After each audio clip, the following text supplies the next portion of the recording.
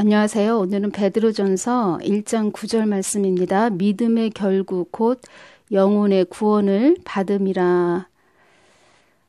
우리가 예수님을 믿는 그것의 결과물은 우리가 영혼 구원을 받는다는 것입니다. 우리에게는 남들이 볼 수 없는 그런 복된 자리가 있는 것입니다. 믿는 자녀들에게는 김정민 박사님에 대해서 또 여쭤보시는 분이 계셨습니다. 김정민 박사님이 우리 3.1 운동, 그때 이승만 광화문 광장에 모이는 애국 운동 하는 그 집회 때 이런 말씀을 하셨습니다. 이 정부가 우한 폐렴으로 이승만 광화문 광장에 모여서 집회하면 이 정부가 덤탱이를 씌울 것이다. 이런 말씀을 하셨습니다. 그래서 제가 그때 주님께 그 부분에 대해서 2020년 3월 16일이죠. 그때 주님께 여쭈어봤습니다. 이 부분에 대해서 주님, 김정민 박사라는 사람이 광화문 이승만 광장에 모여 집회하면 이 정부가 우한폐렴으로 덤탱이를 씌운다 하는데 어떻게 해야 되나요? 제가 이렇게 여쭤봤습니다. 그때 주님께서 이 말씀을 해주셨습니다. 너희들은 나의 뜻을 위해 세운 자이라는 것을 잊지 말아라. 너희들은 나의 뜻을 위해 세운 자들이라는 것을 잊지 말아라. 이렇게 말씀을 해주셨습니다. 물론 김정민 박사님은 사람의 생각으로 또 말하는 부분은 당연히 있는 것이죠. 왜냐하면 예수님이 믿지 않고 그 안에 성령님이 계시지 않으니까 당연히 사람의 생각으로 말을 합니다. 그리고 많은 그리스도인들이 예수님을 믿는다고 해도 자기 생각대로 말하는 자들이 많습니다.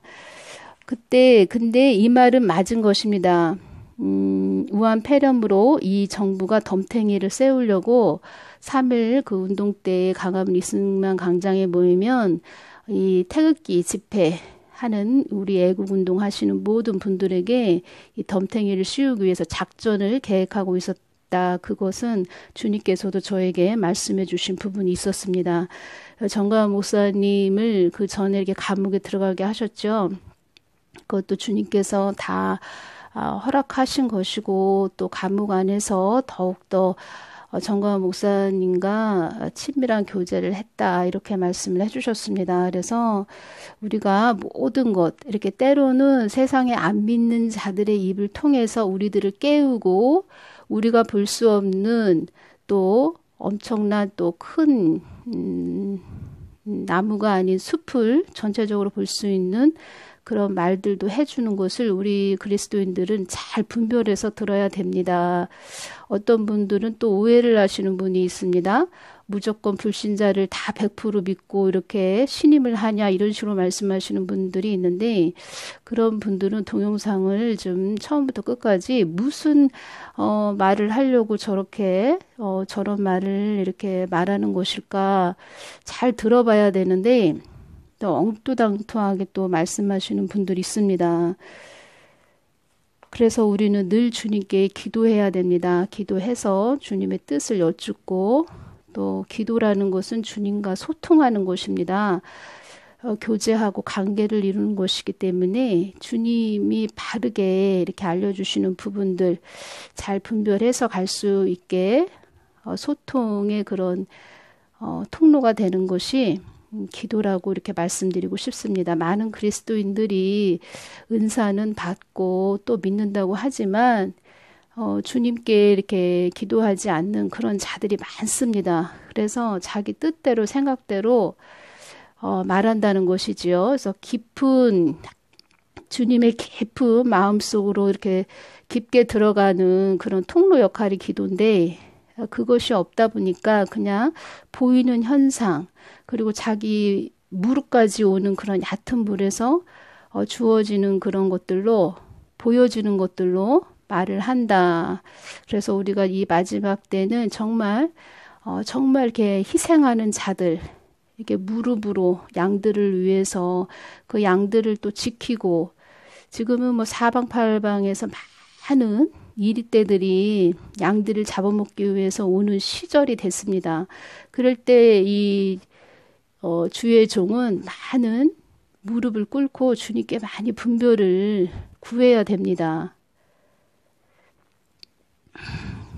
제가 또 오늘 말씀드릴 것은 무엇이냐면 정가은 목사님께서 2019년 11월 24일 그 너만 몰라 TV에서 말씀해 주신 부분이 있습니다. 제가 그때 이걸 들을 때 메모를 해놨습니다. 너무 중요한 부분이고 제가 오늘은 박근혜 대통령님 그 탄핵되기 전에 제가 이렇게 주님께 여쭈었습니다. 3일 전이죠. 그 동안도 계속 박근혜 대통령님을 이렇게 기도해 왔습니다. 제 개인적으로도 저건 아닌데 왜 저렇게 행동을 하실까? 그런 점도 있었고 또 메르스가 있을 때 또 주님께서 이렇게 보여주신 부분, 그 김정은이가 굉장히 웃고 좋아하는 모습, 그리고 박근혜 대통령님은 굉장히 초라한 모습, 이런 것까지 다 보여주셨습니다. 그만큼 박근혜 대통령님 기도 많이 하라고 그런 부분 보여줬고, 또 김정은이는 박근혜 대통령을 어떻게든 탄핵시키려고 했고, 그때 TV 조선이나 채널 A, 그 박근혜 대통령 탄핵 전부터 그 암호 난수 방송이 계속적으로 무작위로 들어왔습니다. 제가 어떤 이렇게 동영상을 듣는데 이런 부분을 말씀해 주시는 부분이 있었습니다. 그래서 이것을 왜 말씀해 드리냐면 주님께서 저에게 보여주신 부분이 있기 때문에 이걸 먼저 말씀드리는 것입니다. 북한이 얼마나 바빠 맞이했으면 KBS, TV조선 패널 리스트에서도 잡을 수 있는 초난파 방송으로 계속해서 지령문을 하달했습니다. 그만큼 김정은은 박근혜 전 대통령에 의해서 자기가 참수당할 수도 있다는 걸 알았는지 모르겠지만 5차, 6차 핵실험을 하면서부터 이런 암호난수 방송을 계속해서 했던 것입니다. 아마 그때 당시 국정원에서 이 암호난수 방송을 해독했는지 모르겠지만 저는 이것이 엄청나게 박근혜의 탄핵 사건까지 연관이 있다고 보여집니다. 이렇게 유튜브 방송에서 이 부분에 대해서 말씀해 주신 그런 중요한 부분이 있어서 제가 메모를 해놨고, 박근혜 대통령님 탄핵되기 3일 전에 제가 주님께 주님, 박근혜 대통령님 탄핵되나요? 이렇게 여쭈었을 때 주님께서 한국의 심판이다 이렇게 말씀을 해주시는데, 박근혜 대통령님 얼굴이 이렇게 보이고 바다가 보였습니다. 근데 박근혜 대통령 얼굴이 그렇게 좋은 모습이 아니었고 바다가 새카만 바닷물이 이렇게 넘실넘실 이렇게 거리는데 그 바다는 나라와 민족을 의미합니다. 우리 한국에 있는 이 국민들의 그 영적 상태, 그런 모습을 보여주셨는데 너무 안 좋은 모습이었죠. 그런 모습으로 보여주셨고, 제가 너무 또 그것을 이렇게 보여주셨을 때 굉장히 마음이 아팠고, 그래서 주님께서 한국의 심판이다 이렇게 말씀해 주셨고, 너희들이 순종한 한 결과물이다. 그러니까 교회가 하나님 편에 서서 하나님께 이렇게 칭찬받는 교회들이 돼야 되는데, 제가 이렇게 노무현 대통령님 그 서거 다음 날 제가 이제 그런 부분 올려드렸습니다. 많은 부분 교회들에게 이렇게 진노하시는 그런 부분 말씀해 주셨고, 그런 모습을 보여주셨을 때 제가 이거 참 한국이 심각해지는구나. 박근혜 대통령님은 탄핵되겠구나. 탄핵되는구나. 또 그것을 느꼈습니다. 마음이 너무 아팠는데 그때 주님의 마음이 얼마나 이렇게 급하셨냐면, 급하시다고 표현을 할까요? 한국에 대한 절박한 마음이 있으셨냐면, 그때 우리 큰 친정 조카가 이렇게 몸으로 좀 건강상으로 저에게 이렇게 저희 큰오빠를 통해서 전화가 왔습니다. 기도 좀 해달라고. 그랬을 때 제가 그때 이제 나라에 대한 급박한 기도를 해야 될 그런 급박한 시간이었는데, 저희 이제 친정 큰오빠한테 전화가 온 겁니다. 조카의 문제로. 그래서 기도 좀 해달라고 이렇게 왔는데, 제가 이제 오빠 기도가 먼저 또 이제 사람이다 보니까 오빠 기도를 막 이렇게 하고 있는데, 조카에 대한 기도를 하고 있는데, 응답을 금방 주시는 겁니다. 앉아 있어서, 앉아 있는데 바로 주님께서 응답을 주시는 겁니다. 근데 제가 이제 그때 느껴지는 게 뭐냐면, 응답을 주셨는데 굉장히 기쁨으로 주셨습니다. 염려하지 말고 괜찮다라는 식으로 이렇게 주셨습니다. 저희 오빠는 전 걱정이 되니까 저한테 기도 부탁을 한 거죠. 근데 그 금방 이렇게 응답을 주시는데 저한테 오는 마음은 무엇이었냐면, 주님께서 내가 이게 오빠에 대한, 조카에 대한 그런 애틋함, 그런 거에 대해서 이게 붙들고 계속 그것만 기도할 것 같으니까 빨리 응답을 주시고, 너 그거에만 집착하면 안 된다. 빨리 나라에 대해서 더 기도하거라. 이런 마음으로 빨리 응답을 주신 것 같습니다. 그래서 그때 나라에 대한 기도를 막 또 붙잡고만 하는데, 그때 이제 조카에 대한 기도를 할 때 저희 조카가 손을 이렇게 번쩍 드는 모습도 보여주고 이렇게 기쁜 마음을 저한테 주었습니다. 그래서 손을 번쩍 드는 모습은 무엇일까 했는데, 그 다음 날 이렇게 조카가 일본에 이렇게 연수 받으러 간다는 것입니다. 그러니까 몸이 괜찮으니까 간다는 것이지요. 그래서 그런 환상을 좀 보여주셨습니다. 그래서 기쁨도 주셨고, 그래서 조카는 아무 이렇게 걱정 근심 없이 잘 이렇게 일본에 갔다 올 수 있었습니다. 근데 그때 주님께서 나라 기도를 제가 막 몰입해서 할 때 주님께서 저에게 보여주신 것이 있었습니다. 무엇을 보여주셨냐면, 숫자가 보입니다. 그리고 무전기 같은 게 보이고, 이 난수 방송이라고 하죠. 난수 방송, 그 지령문, 그 난수표, 나무 난수, 뭐 이렇게 말을 하지요. 그런 것이 이렇게 보여지는 것입니다.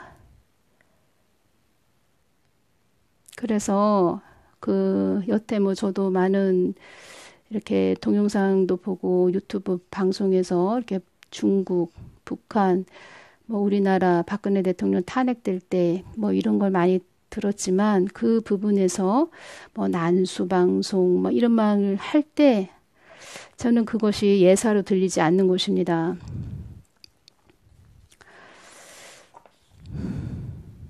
그리고 정가은 목사님이 2019년 11월 24일 날 말씀하신 부분 너무 중요해서 제가 메모를 해놨다고 말씀드렸죠.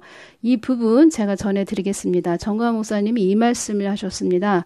정확한 정가은 목사님의 수일기가 있었습니다.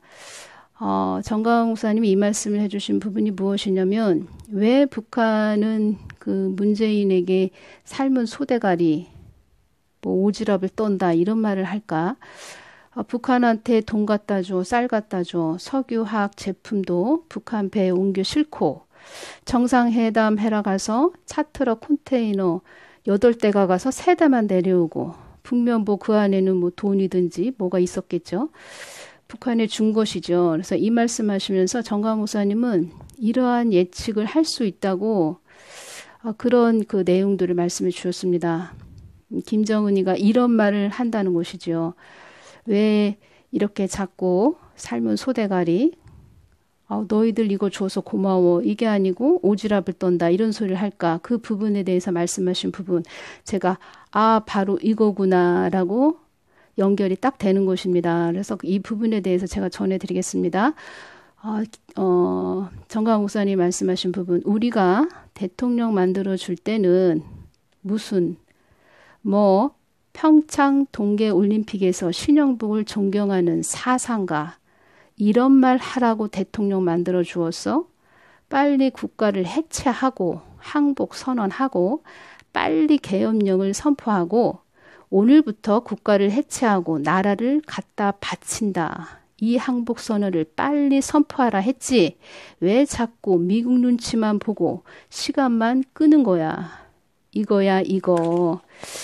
이거에 대한 불만이다. 이것에 불만이다. 이 말씀을 딱 하시는데 제가 연결이 딱 되는 것입니다.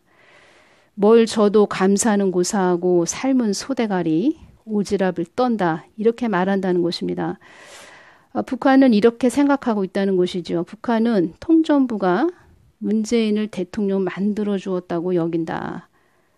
분명히 그랬을 것이다. 정광훈 목사님도 이 말씀을 하시는 것입니다.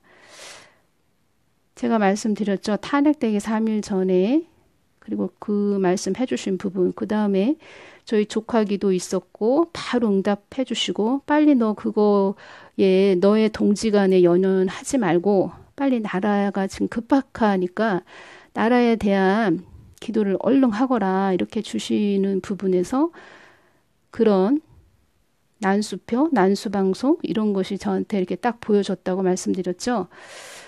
그리고 북한에서 계속 동해 바다에 이렇게 미사일을 쐈습니다. 계속. 그래서 제가 그 부분에 대해서 주님께 여쭈었습니다. 주님께서 이 말씀하셨습니다. 제가 주님께 왜 북한 김정은은 그렇게 미사일을 자꾸 쏘지요, 주님? 그 부분에 대해서 여쭙습니다. 이렇게 말씀드렸을 때 주님께서 두 가지를 주셨습니다. 첫째는 과시다. 김정은이가 과시를 하기 위해서 미사일을 쏘는 것이고 두 번째는 이 한국에 있는 우리 남한에 있는 간첩들, 주사파들에게 지령을 내리는 것이다. 너희들 전진하라, 전진하라 이렇게 지령을 내리는 것이다. 이렇게 알려주셨습니다. 제가 그래서 오늘 이 말씀을 드리고 선거 조작 그 부분 밝히시는 분 민경욱 의원님에 대해서 제가 인천에 살고 왔는데 인천에서 이렇게 뵌 분입니다. 개인적으로 이렇게 뵌 분은 아니고 이렇게 인천 그 저희 큰아들 이렇게 고등학교 졸업식 할 때 오셨고 큰아들 고등학교 선배님이십니다. 그래서 축사 졸업식 때 축사하셨고 또